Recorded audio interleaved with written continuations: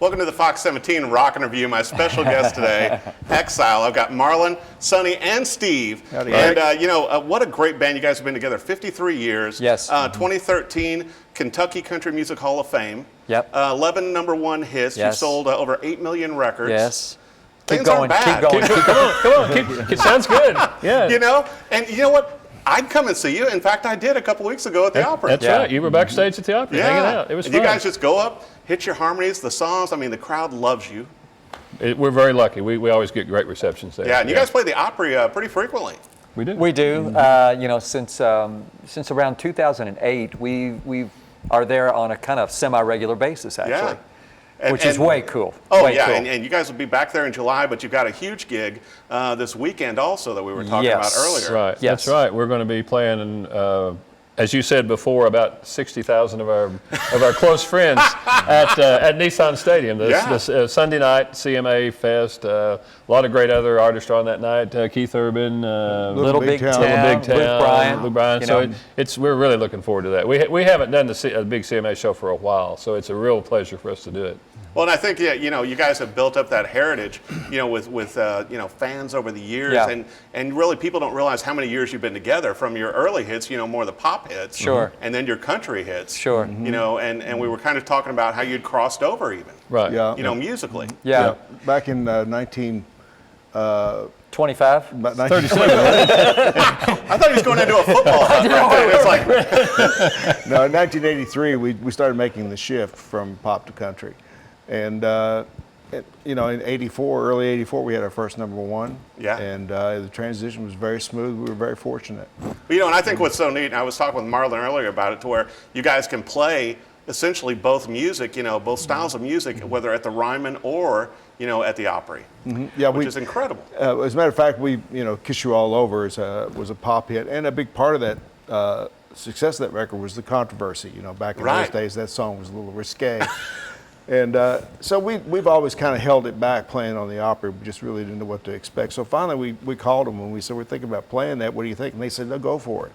So we did, and the response was fantastic. So we've been playing it on there ever since. Well, and like I was talking earlier, and I've seen you guys a number of times. Even we were talking about down at the Sykeston Rodeo, Yes. where I'd seen you guys perform down there and everything. And you were the opening act. Yeah, at the Crawfish deal. Yeah. But it's like it's so funny because your harmonies are still so tight. And it's like, it's just, you guys meld, your voices meld, and the instrumentation, after all these years, is just so tight. Well, after 50-some years, Kind of figured it out. if we don't have it figured out by now, it's not going to work. Well, there was a book that came out on you guys a few years ago also, and we were talking about that, and that's still making the rounds with a number of fans buying that book, and there's 2 books out now. Well, there are. You want to tell them about the first book? About Randy's book? Yeah, the first book was written by a professor at Eastern Kentucky University, a professor of musicology. And he interviewed us extensively. This wasn't like a biography that we authorized, but we cooperated because we liked the guy and were interested in what he had to do. And the book is really, really good. And as a musicologist, he delved into the music in great detail too. So the recording techniques used, the instrumentation used, and then peppered it with anecdotes about the band's history. Wow, it's a really cool book. Well, it's a great book, and we showed a picture of it earlier, and so I'm sure the fans are still going to be looking for that one. And then Sonny, we were talking about the other book. Absolutely. As well. To coincide with that book, my oldest daughter, Nicole, Eve Nicole LeMaire, wrote a book about Exile, the 50 years of the band.